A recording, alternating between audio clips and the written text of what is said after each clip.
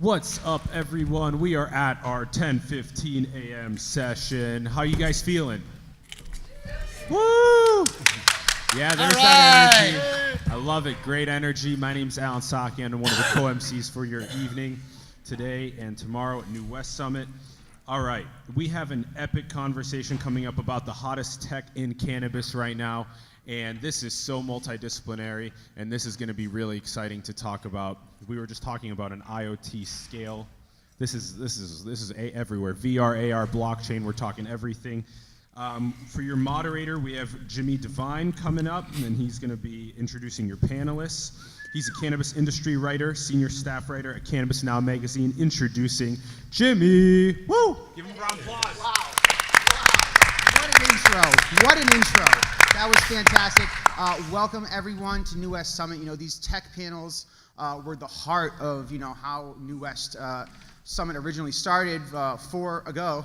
And so it's super fun. I'm back for my fourth time for this one. Always exciting to dive in to the always expanding world of cannabis technology, just as we've seen massive sales growth and entrepreneurial growth. The tech sector has, of course, mirrored that. So we're going to dive right in with our fantastic panelists. I'm going to introduce everyone. We're going to give them a couple minutes to do their thing, chat about what they're up to. Then I'm going to go into a group chat.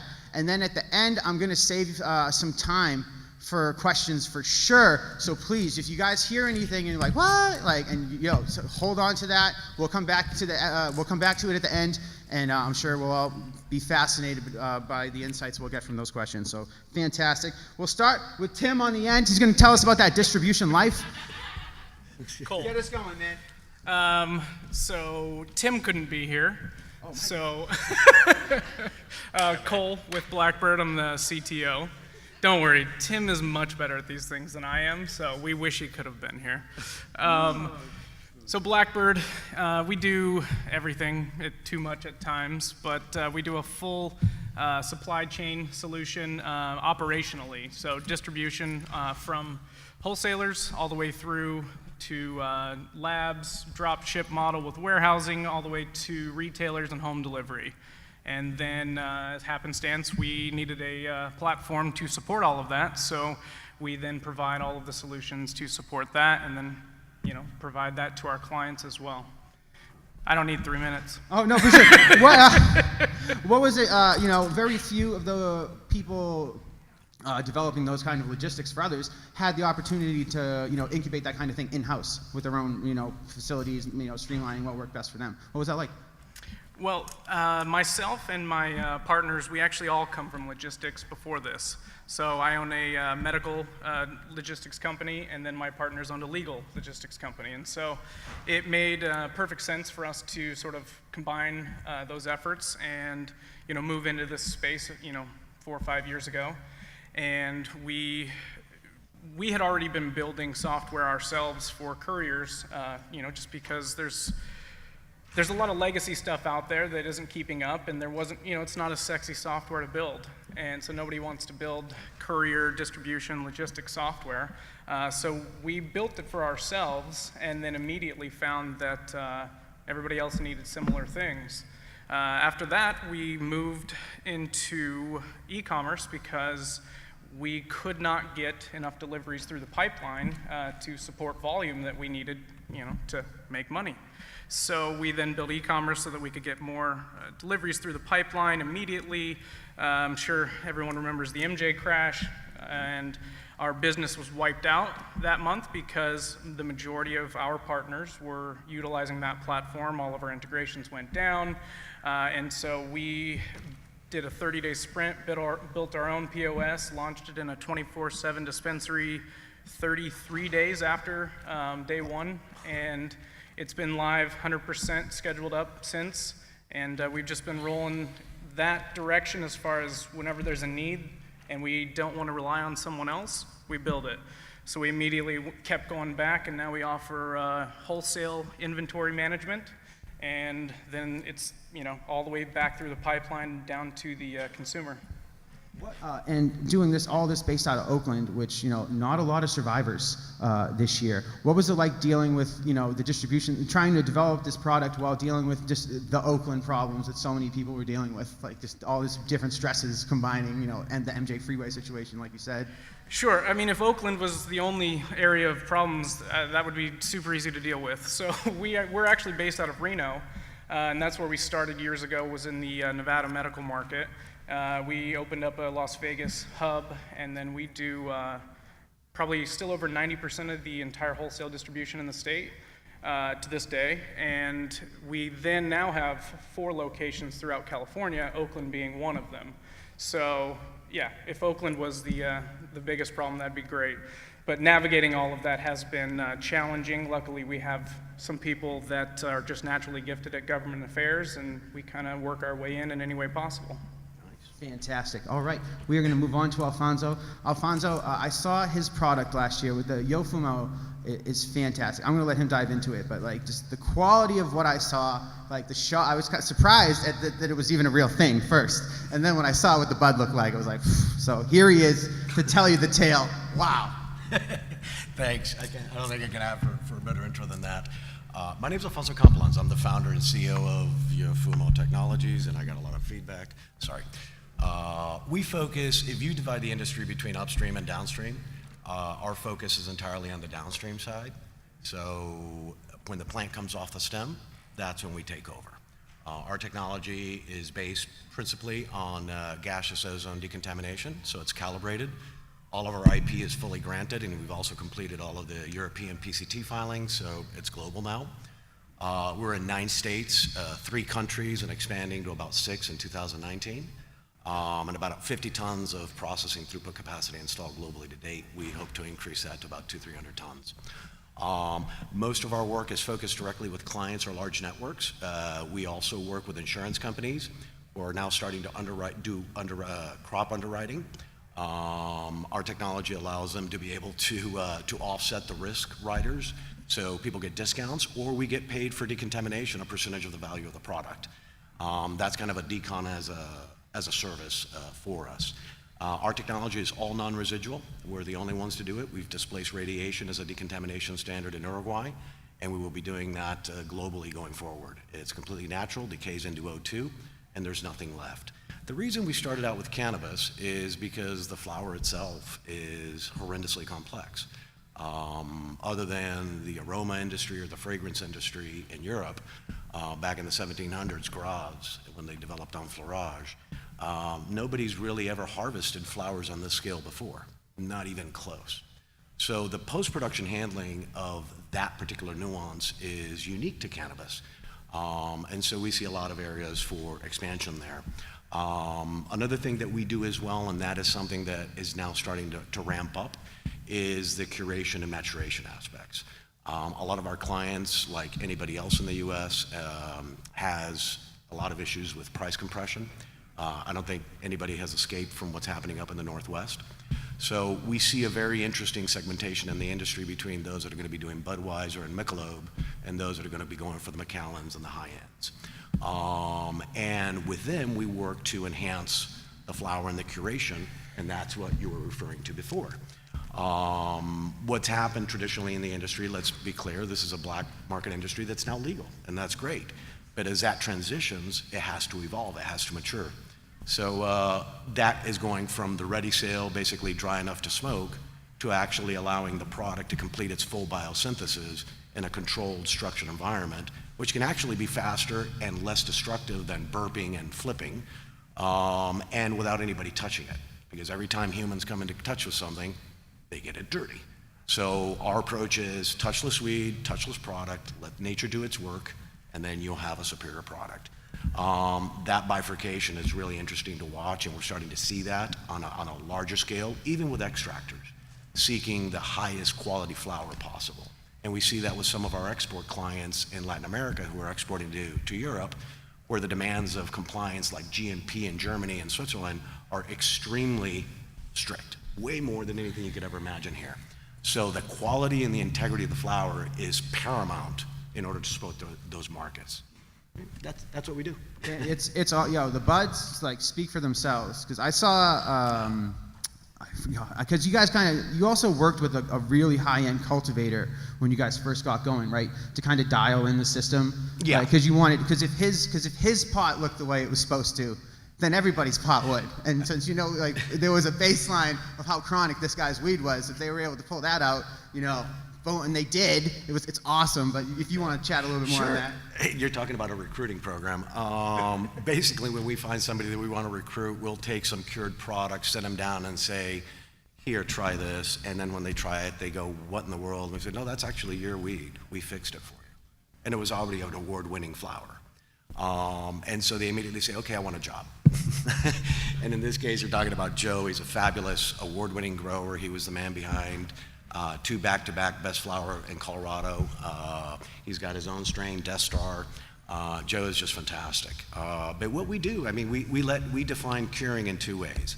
If you have very good genetics, you can basically take the plant and let it complete its biosynthesis, adjust your SOPs to manage that process, control humidity, control temperature, and also decon, because you cure and you mature your plant at levels of humidity and temperature that are ideal for bacterial and mold growth.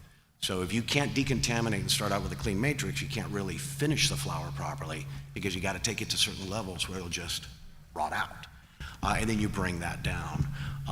We also add terpenes. We only work with natural terpenes. We source them all from Europe. It's all non-GMO. We do everything from Russian Carmel grass, which goes into certain vodkas, all the way through to Jägermeister. We do specialty blending for our clients, both in the extract and the flower market. And basically, we can take anything that you could ever want to smoke and adjust it either to the natural components of the plant, if it's citrusy, if it's whatever it is, or you can turn it into something else. One of our biggest sellers is Grape Stomper. And it's basically smoking a beautiful grape. And again, without putting anything on the flower, just strictly atmospheric transfer and letting the final biosynthesis integrate those terpenes into the matrix. And so you can do that as well with medicinals, eucalyptus, lavenders, take your pick. So it's a lot of fun. We see ourselves as creating tech for growers to then go and explore. Okay? We show them the basics and then let them develop their products. Fantastic. Ryan, want to dive in on LeafLink for us? Sure. Hey everyone, my name is Ryan Smith. I'm the co-founder and CEO of LeafLink. We do one thing very well. We're an online marketplace for leading brands and retailers. If you are a purchasing manager at a retail location, want to find amazing brands or the ones you already work with, go on LeafLink, create a cart, check out, and they fulfill those orders. Our team right now is headquartered in California and New York, and we've done a bunch of growing over the last 2.5 years. Some cool metrics that we rally around internally. We're serving now over 700 brands in 11 states, with more than 2,300 retailers buying from them. And one of our main goals going into 2018 was to hit 10% of all legal wholesale cannabis transactions going through LeafLink in the supply chain, and we actually hit that back in July, which is super exciting. So over now $500 million in annualized transactions move through our marketplace between retailers and brands. And our whole mission is to create what we think for the first time is a single platform that a supply chain can operate on and really have this community effect of buying and selling knowledge and transparency virtually. And although this industry is changing constantly in every state and at every company, we think we're setting a new standard for other industries to look at us 3 to 5 years out and seek to emulate what we're creating here in more legacy industries with people that think a little bit slower than we do. And that's LeafLink. And that space, that wholesale purchasing space, trying to make things more organized for buyers and whatnot, that was ultra competitive over the last few years. And you guys kind of found your way out the pack. So what was it like being able to fight off the horde? Because a lot of you guys kind of jumped in right at the same time, but results, here you are. So don't think it's done. No, there the war's still going. The battle continues, but there were a handful of companies that came about, and I think what we're beginning to see now is this really V2 of cannabis tech happening in the space. There's a lot more capital coming in.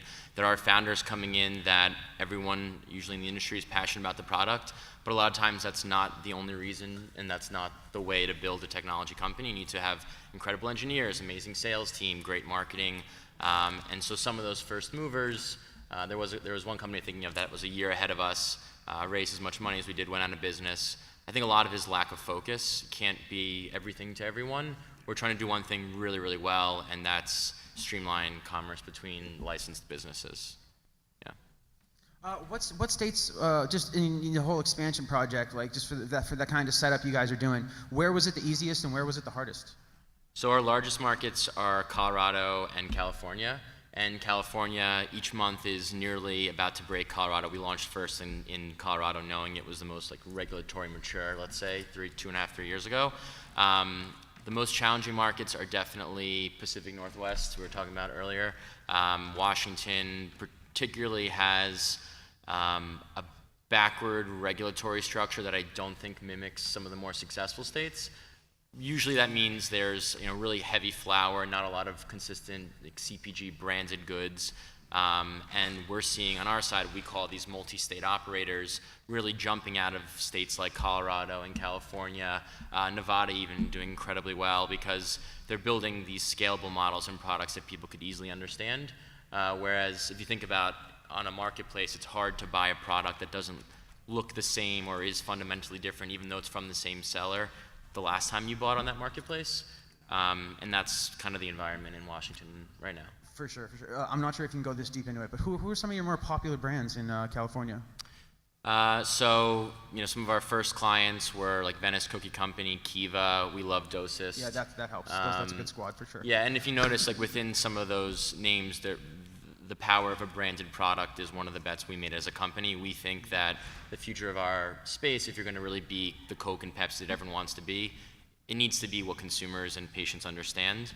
So we work most closely with those types of companies, large operators that are growing in tandem with us. So for example, we haven't opened in a state after Colorado that wasn't with a company we were already working with in a previous state.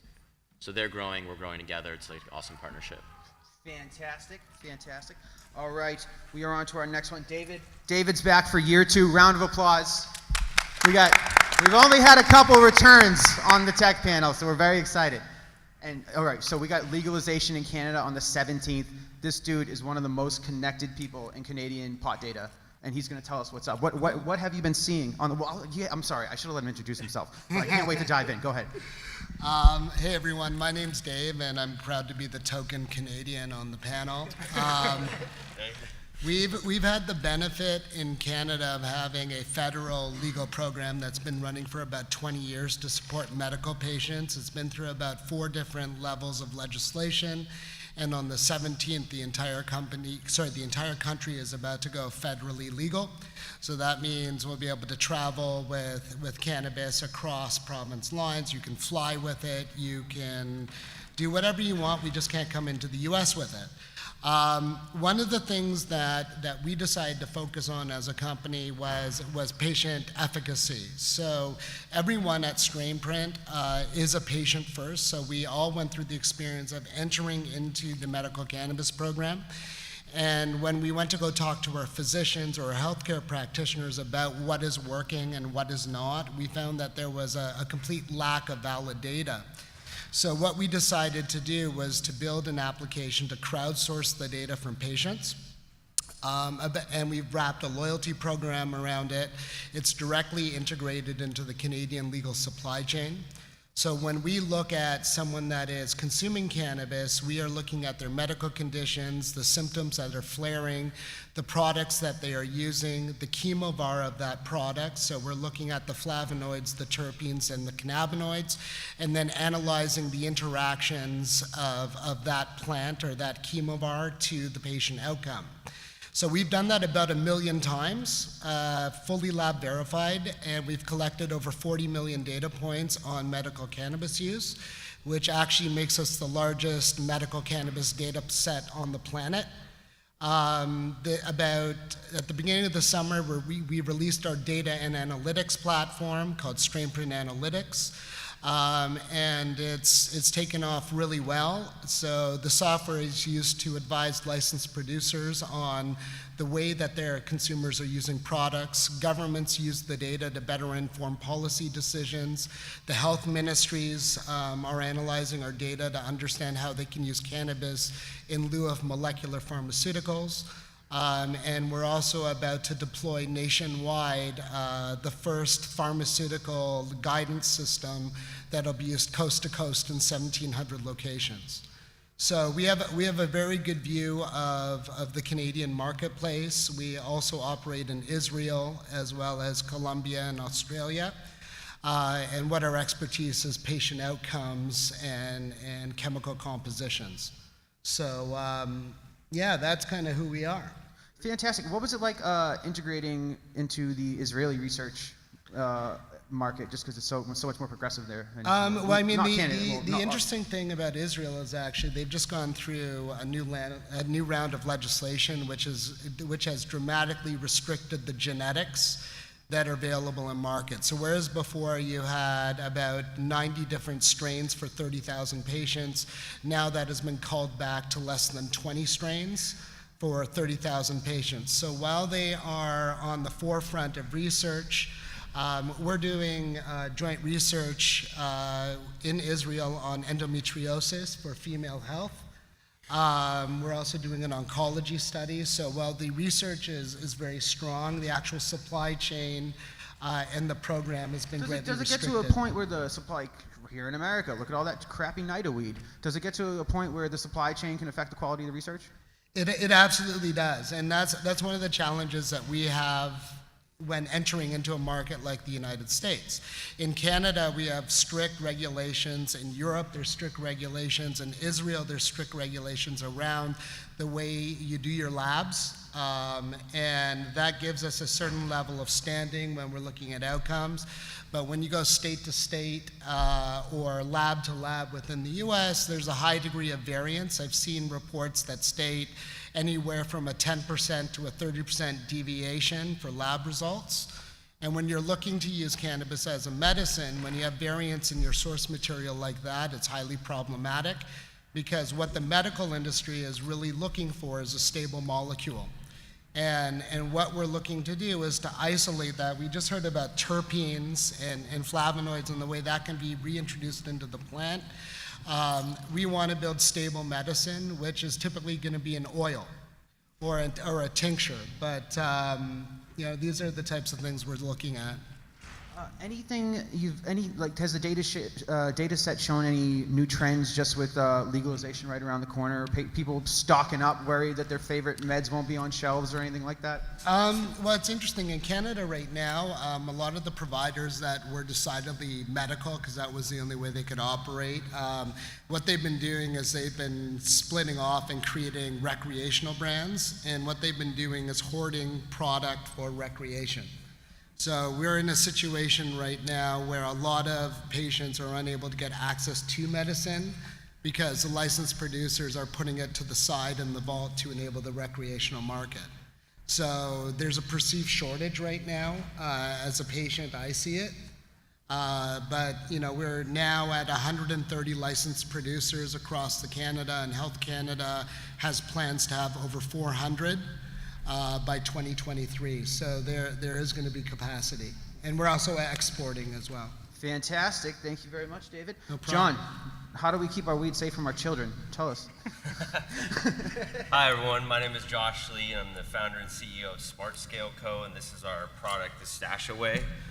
It's an Internet of Things device to manage your cannabis in a way that's never been done before. It's a water and smell-proof container and integrated scale connected to your phone. I came up with this idea. I thought the technology wasn't being built and focused on for this market. And as a patient, I used the same container all the time and wanted a way to manage my history and see what I'm buying, see what strains that I'm going through, and the time and the day and the weight. So we created this device to service the medical and the recreational market. That's fantastic. What's a development cycle like on something like that? It looks so fun. It was about 18 months to be able to shove a little circuit board with a lithium-ion battery and new scale technology. For sure. So does it handle humidity too or anything like that? Or what's it just weight and? It's just weight right now, but we have a humidity that's very important, and temperature sensors that we want to integrate as well. You mentioned being able to know what's coming out of it. You'll get a push notification if someone takes a gram out. So if it's your child or your buddy or anything, we're working on some smart lid designs to be able to really track it, to know when you opened it, and only you can open it. Yeah, it's cool and it's super unique. What's reception been like so far? It makes perfect sense. It's been great. It's a new device, a new invention. I'm a little scared. I was sitting out here like you guys last year where we were working on it, and heard you got to find your lane in this market and take big risks. And today's the day we're getting out. Hey, here's what we've been working on that we've had to keep secret, which drives me crazy. But yeah, it's been good feedback. It's not for everyone. It's I think a really revolutionary device. It's going to take some time for people to really adapt and say, hey, but I believe people will change their habits to completely use something like this. Yeah, that would have changed the dorm pot sales game for sure. Yeah. Just having that extra layer of protection. You trust them, but yeah, but you don't. And you trust yourself. Hey, wow, I used way too much yesterday. I need to slow it down yesterday or today. That's absolutely true. Absolutely true. Yeah. So so a lot of them out in the wild now, or? These are 3D printed prototypes that we're just getting out. We're hoping to launch to the public by the end of this year with products to buy. We want to collect data. It's a different data point by weight and time and day histories to help. I'm a patient. I want to be able to help other patients that are new to this industry and say, hey, here's some data that can be applicable to exactly what you're doing via dosage history by weight. Fancy, yeah, makes perfect sense. Guys, so let's jump into the group chat, huh? Wow, this is where feel free to flow off of each other. If you have a sharp point, dive in. It's cool. We're all here for a fun conversation.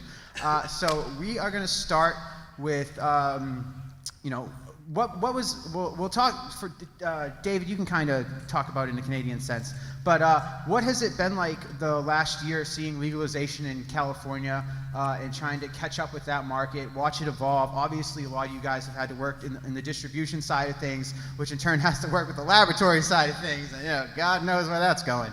But just some of the hurdles you jumped this year, and just like that the technology, you would have been a lot harder without the tech that you've developed. And whoever wants to go first, feel free, shoot from the gut. I think the biggest thing standing in front of just standardization and consolidated SOPs and product standards where you can have definitions of strains like you have with grapes, like you have with tobacco. I mean, you've got a lot of brands that are, here we go, competing. I turned this one off. I had to. Its feedback was terrible. You don't have a lot of companies yet, I think, focused on establishing a brand. Chateau Margaux, I mean, the grower, right? It's these guys buy grapes from everybody.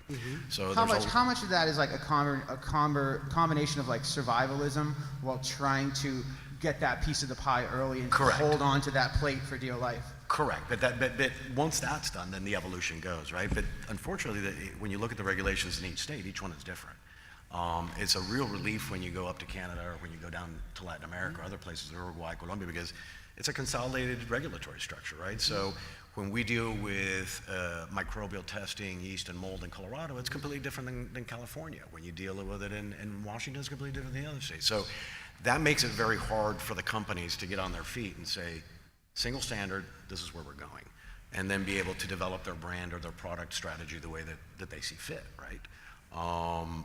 The quicker that gets fixed, I think the better for the industry, quite frankly. It'll be better product, better segmentation, better refinement, much more choice, get away from the indica sativa and the hybrid, and really start focusing on what really matters, which is what's in the bloody thing. It doesn't matter that it's hybrid, what's in it? What are the components? What did your genetic development really generate?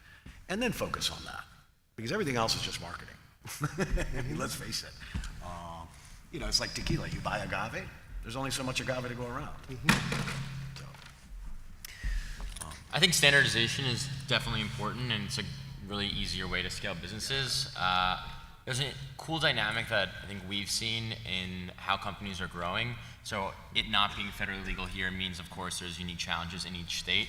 But I think although we all are proponents of federal legalization, if it takes another year or 18 months or even more, it's, on the optimistic side, not the worst thing in the world, because... Those numbers in themselves are some of the most extremely optimistic I've heard, so please continue. Well, because if it was federally legal, then this becomes a playground for publicly traded, but like actually publicly traded companies, Fortune 500 companies with real balance sheets that will enter the space. And the thing that's our moat as founders at all different stages is that they can't play here yet.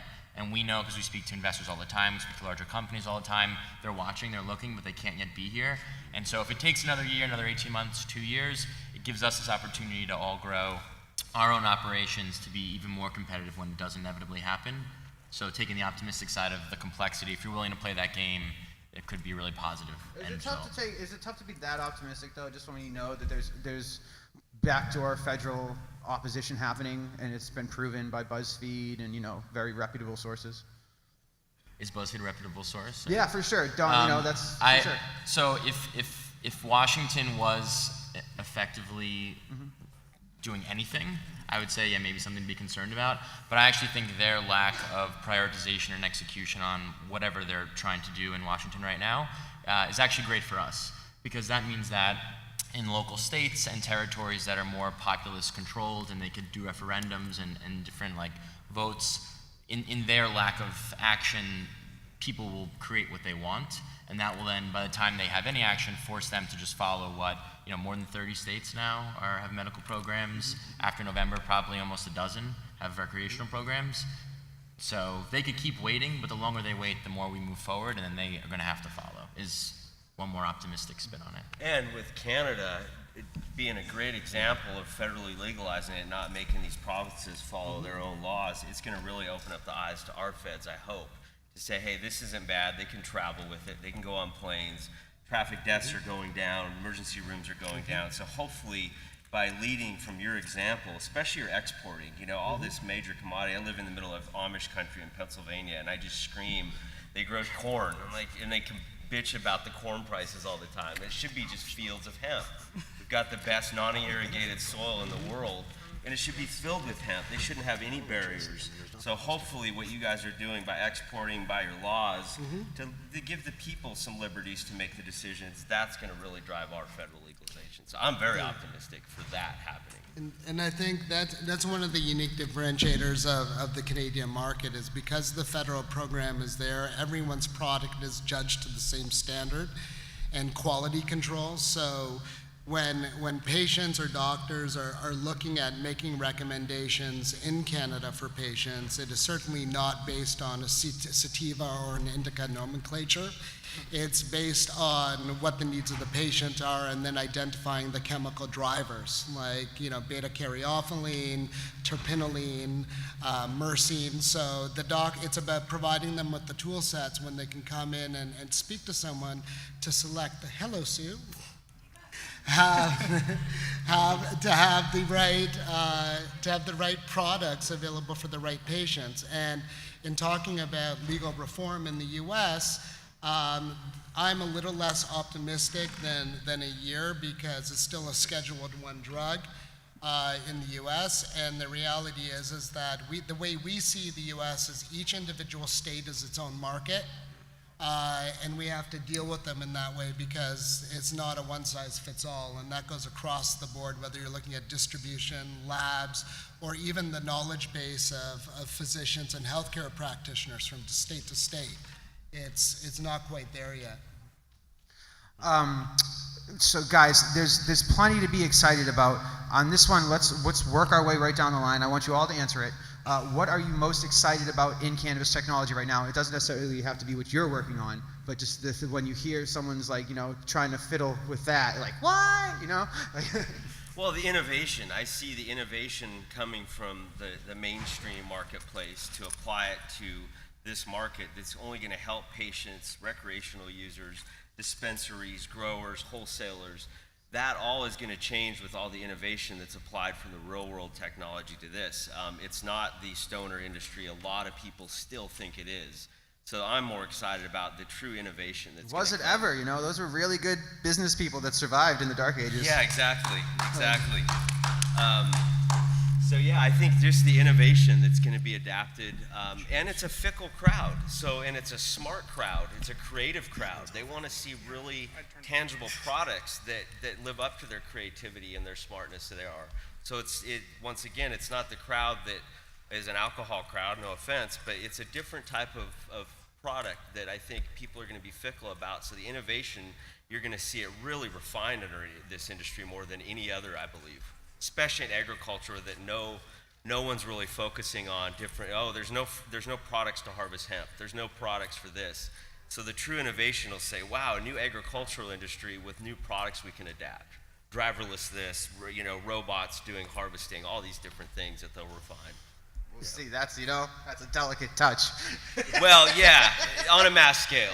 You better not really finely trim my buds. Making hash with the floor scrap. Yeah, exactly. Go ahead. For me, I think it's the trend that everything that's old is new again.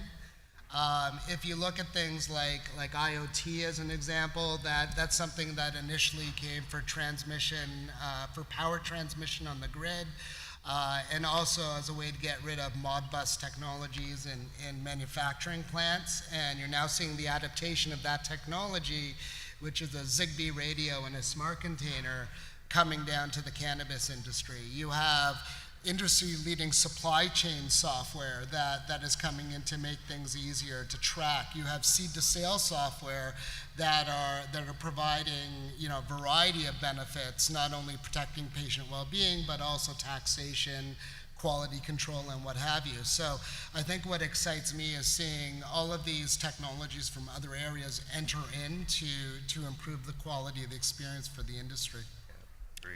Yeah, definitely agree. So I'd say lab tech, I think there's a huge opportunity there around like the thing we were talking about, standardization.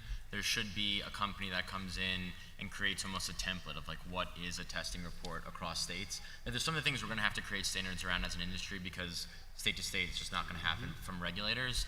So definitely lab tech, and then on the seed to sale side, for sure. I mean, there are companies that it is just a mess. I think we're starting to see metric, especially when it goes live in California, becoming, that'll be a whole other challenge. That's going to be, oh God. But at least that company seems to be becoming the standard for seed to sale tracking by regulators. And so a shakeout of the other providers seems inevitable, but that would be great for there to be one thing that everyone at least is using.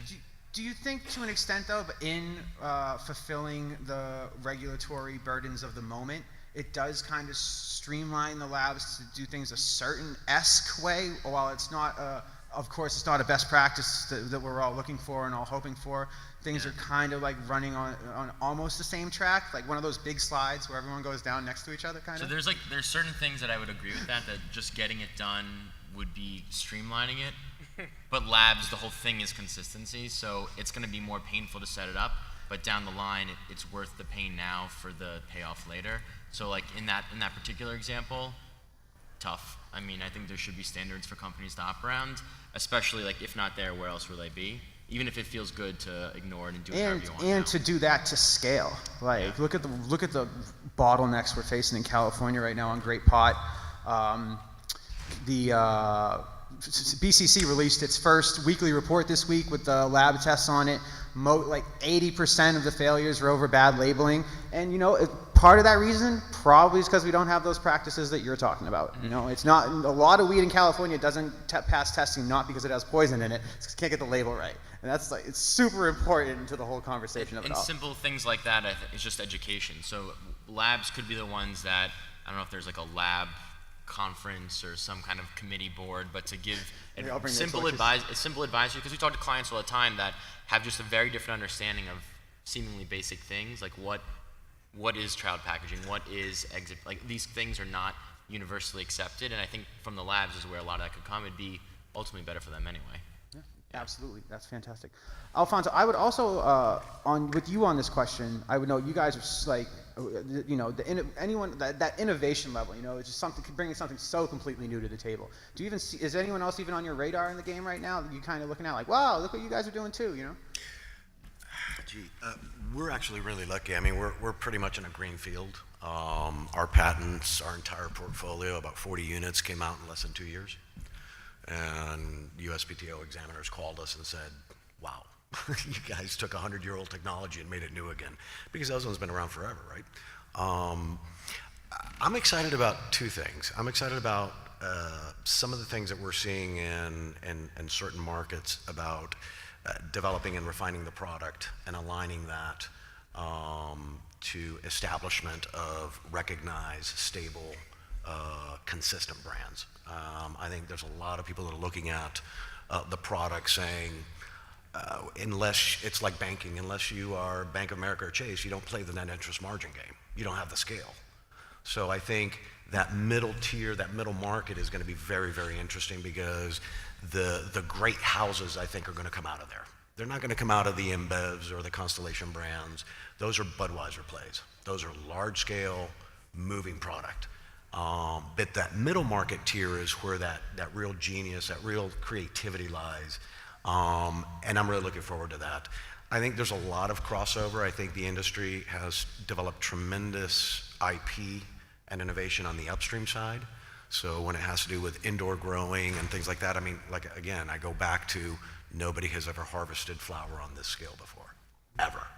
Okay? So that is generating a tremendous amount of innovation. If you look at the patent submissions for grow operations, feeding, pesticides, green pesticides, all of that, irrigation, that's going to be interesting. What's the most weight one of your clients can handle at once, like to post-processing? We've got clients that are looking at, we've got several clients right now that we're working on to handle 10 tons per shop. And those all fit through the door, right? That's like the thing. Well, no. I mean, we now have very large installations. I mean, we can do a 100,000 square foot facility and completely, manage it, and that's required because we're going into the food industry. I think one of the cool things too is, and I think we're not going to be the only one by far, is what are the companies that started with the complexities of cannabis that are now going to transition into the broader agri-space? Because that's a contribution from cannabis to general agriculture, just like general agriculture is feeding some processes back into cannabis. I think that's going to be really exciting. So those crossover technologies, I think those are going to be interesting. For folks like you, I mean, you've got a whole slew of fantastic supply chain ERP companies in the market already. You've got a target on your back whether you like it or not. And that acquisition could come from Canada. It doesn't have to come from the US, which, and if I may, just 2 seconds. On that previous conversation, there's an opportunity cost issue that's affecting the US right now. And that is, if you look at all the big Canadian majors, Auxly, Wheaton, Aurora, you name it, they are in a position to deploy significantly more capital than any US fund. They are actively acquiring farms and capacity production overseas that is able to and legally export flower, okay, because their clients are demanding that they send the flower unextracted so that they extract it. I'm talking Germany, Switzerland, France, and Israel. By the time the US gets its act together, those relationships are going to be very much established. And the entire US market's basically going to be looking at itself going, okay, most of my product has to be placed domestically because all my supply chain channels have already been filled up. So what kind of distinctiveness am I going to compete on to break into those? Okay? Is it going to be price? Is it going to be quality? Is it going to be composition? And I'm really surprised that a lot of the investment funds here are not seeing that. And they're not deploying capital. They're deploying capital to the US, but they're not deploying capital to protect the offshore, because the offshore is the entry to the international market. You can't export in the US. So I just sit there going, okay, it'll happen, but this is going to cost the US industry a lot. You don't have to name names, but is there anyone like growing bud that's kind of midsy and like the Yo Fumo's its best shot? So like they bring in this bag, it's like B+ now. You're just like, oh, we're doing the best we can here, guys. We love showing clients how to turn seaweed into A-weed at Cannabis every day, and I mean this thing with the insurance companies where we get contracted to salvage. I mean the last time we salvaged was about 500 pounds of product. And we were able to ensure that they were able to get up to $150 more above wholesale versus destroying it. So I mean, we love doing those things. We love giving the companies the capabilities for that. But yeah, I mean, I look at the U.S. market. I want it to do well. I'd love it to see it export. We have great agriculture in this country, but that opportunity is going to be significantly more complex to execute on, a lot more expensive if those regulations don't change much quicker. I mean, Constellation Brands, 150 million into Canada. I mean, nothing more needs to be said. It's obvious. What technologies is Blackbird excited about that you guys can't build yourselves? I don't think I would ever admit that we couldn't build it ourselves, but maybe that's a fault. I didn't mean that you could. No, you're fine, you're fine. So, no, it's off. It's too much feedback. Here, man. We'll share. We'll share, man. Okay, so on a more of a personal level, I'm excited similarly about the ag tech. I think that has been an industry outside of cannabis that's been neglected traditionally, and it's, again, similar to distribution, it's not sexy, and so I'm really excited to get standards that, you have now with watering your house from your phone to come into a grow and be able to monitor, track, and make changes on the fly without actually having to run spreadsheets. So, I think that's going to be great as far as at the cultivation production level. And I guess I'm kind of a bummer on this, but I'm really excited for the industry to just kind of catch up to the rest of the world as far as standardization. And by the world, I mean the other industries that we are very, very comparable to, that retail has been done and been happening for I don't know how many years with, a standard wholesale, retail, distribution structure. And it seems that this industry has somehow thought of itself, and I don't even think the industry did it, it's probably the government entities that have forced it to become just slightly different enough to not be able to fit into those molds, which is great. That's why we're all here. If the big players could just sort of hand out their softwares without having to make changes for these little intricacies that we've all sort of become familiar with, we wouldn't all be here. So that's great, But I'm really just excited maybe for the U.S. to catch up to Canada, maybe a UPC for products, so that there's. That'd be nice. And and that's how we've built our platform. And from day one was knowing that was going to be the case. And so standardization of data and tracking with accuracy. I know that metric is becoming the standard. I wouldn't necessarily say that's a good thing. Hopefully nobody's here. But only because if you have a different API for every state that you're in, it means that then the data per state is then not, universal across the country. So even a state standardized system that comes in is universalizing in data per state. It's not going to work when those regulations go away. Right, and this one's for everybody. I'm just going to play off what you said. What do you think, the wheel has been invented in a lot of cases when it comes to, this kind of thing. What do you think the balance is between repurposing things and actual innovation in the space? And that's for everybody. It's a tricky one. Listening to the people, finding out exactly what they want and building it for them and not what you think they want. And also, that feedback when you continue to iterate those products and focusing on that feedback from the customers. So it's not there's gonna be a lot of tools that are trying to prove the market to say, hey, we think it's this, but the cream will rise to the top once those people listen to their customers and iterate and build it for them. Anybody else want to dive in on this one? I think it's really about listening to your customers. And understanding what problems they're trying to solve or what problems they're expressing, whether it's a physician or a pharmacist that's looking to understand how to properly prescribe for a given patient, or whether it's a patient that's cannabis naive that wants the right experience, or whether it's a CPG customer. You guys have a lot of great edible companies in California here. The difference is that from batch to batch, you're going to get variance in experience because it's not quite a McDonald's hamburger. So, you know, there needs to be a focus on better labs across the board, in addition to proper federal oversight to make this really go big. And we are not bashing on the laboratory scene at all. It's super clean. Cannabis is super important. It's been a tough year. Yeah.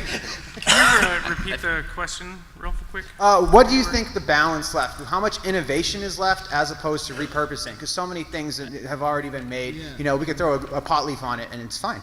You know what I'm Sure. saying? Okay, so one of the most beneficial things to us, and probably the largest hindrance, is that we're also a license holder. So we are not just a software company that, you know, doesn't touch the plant. So we have to deal with all of the same problems that our clients deal with every day. And so we are, you know, taking dog fooding as far as you can go. That's a term, eating your own dog food, using your own product, being your first customer. And so we are our first customer as well as all of our clients. And we're not building from a point of here's what we think will work. We're building directly alongside our clients, saying here's what we need and they need, so that this can all happen in a you know, trackable way, clean way. I think there's been a number of legacy companies that have rebranded whatever their ERP or their POS and launched in this space. I think what's happening interesting now is whenever you come to these conferences and you walk around, in 2 years, 50% of those companies are not going to be there. And I think that's going to begin picking up in a really even more interesting way, because a lot of the legacy systems it's harder to change it, you know, 10, 15-year-old code. And then now a lot of the companies that were recently started are doing these paper acquisition deals to public Canadian companies. Half of them may not even be around in a year or two. And so then what I think is going to happen is entrance of more legacy. It's almost like a whole nother stage. More legacy software companies coming in, new startups beginning, likely with people that have, you know, even greater tech experience, because this industry is like the hottest one to be in now, regardless of where you're coming from. I think that's probably like how it will. It's going to like die down a bit and then come back up as some of these other companies are taken out. I mean, not be able to be effective anymore. Word, appreciate it. Guys, we are going to start the Q&A portion. Does anyone have a question for our fantastic panel? I will come your way with the microphone. And I can just walk around and ask questions too. It's fantastic. Guys, so what's everybody... All right, thanks. So what's everybody's favorite strain at the moment? Always important. What's the best pot to you? That'll give us a better perspective of where you're coming from with your vision.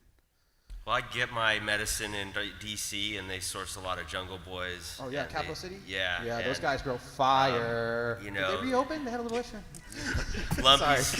Lumpy's Flowers, Alien Labs, you know, those brands are solid for me. Is the Gelato 41, the Gelato 33 hybrids, the apple fritters, the wedding cakes. Those are just, I'm a Gelato 33 guy, Yeah. but I could see why people would like the 41.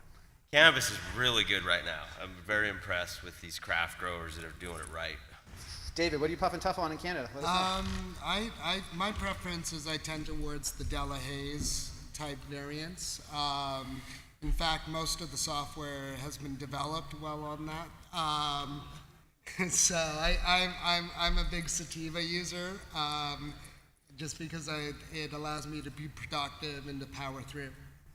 Alex, you literally have like your fingers into the whole well. Like, do you get to like, can you just cross the, what is the most popular? I want to go smoke that, and just like. Okay, so I'm Ryan. Ryan, but, sorry, my bad. Did you mean me or? I think I'm you hurt. meant- They gave me Anyway, a bad list, dog. Yeah, so Call us whatever you want. one of like the product categories I think is most interesting now, we've seen a lot of these like fast-acting edibles. So as they get more refined on deploying like THC and some of the other like medicinal product value of these products, I think that's really interesting, not having to wait the half hour, 60 minutes, getting it down to like 10, 15. I think it's something we're really excited about, because it's more in line with this whole consistency standardization we've been talking about today. For sure, for sure. Alfonso, what's the best pot that's ever come out of a Yo Fumo? You like open the drawer and we're like, damn, son. Wow. That's hard to say. I mean, because I'm gonna. You're gonna break some hearts with this one. They're not here. I'm gonna We're make cool. somebody angry by saying that. So I mean, I think I'd rather not. My biggest preference is for the great indicas. I mean, basically. Purple party all day. Love that life. Sativas, jumping around too much. I need to be the opposite. It's either panic attacks or knockout weed. Amen. Exactly. I do absolutely adore bergamot and lime mixes. I mean, it's basically Earl Grey. And it smokes like a Don Julio, and it's just unbelievable. Rich, deep smoke. I mean, it's a cohiba, made by nature. And you've got the beautiful touches of bergamot and the finishes. It's just, oh no, I mean, Twingings could never copy this. And that's a tea company, by the way. Yo, for sure. Lime, that's the phenotype found by accident. Mean Gene gave it to his buddies to smoke and was like, they were like, you should enter it in the Emerald Cup. Here we are, crazy. So, you guys have a dope strawberry banana cut. Tell us about that. Go shop. You guys distribute unaware one. I don't know of if you're the familiar dope with strawberry the banana. I'm sorry. It's okay. It was great. I'm cold blackbird. If Pardon? that. I don't know. Fuck. Sorry. I'll just give a plug a little bit to one of our partners, Level Blends. Some of the stuff that they're doing with their sublinguals or tablinguals. I'm not sorry. The THCA I was recently introduced to. Chris, one of the founders, is one of the smartest people I've ever met in my life, and it was really great to have a completely different experience. I mean, I've been medicated. I don't know if I should say in front of a group of people, but medicated for years for anxiety, panic attacks, and the THCA was a perfect. It was perfect for me, and there was no, I didn't pass out like I would if, you take a Xanax or something, but takes off the edge while still letting me keep things moving. So, Level Blends. Fantastic. Level Blends, shout outs. I don't know if they're here. You guys, what a fantastic time. It flew by, huh? Wow. Any closing thoughts from our esteemed panelists? Thank you for coming. Fantastic. Guys, I'm going to be outside smoking a blunt if you want to yell at me about missing any questions. And, or into the name thing. Wow, that was bad. But otherwise, other than that, have a great day. We'll be back in here at 2 o'clock for Vaping with Jimmy. Thank you. Thank you so much to our panel. Good job. Thank you.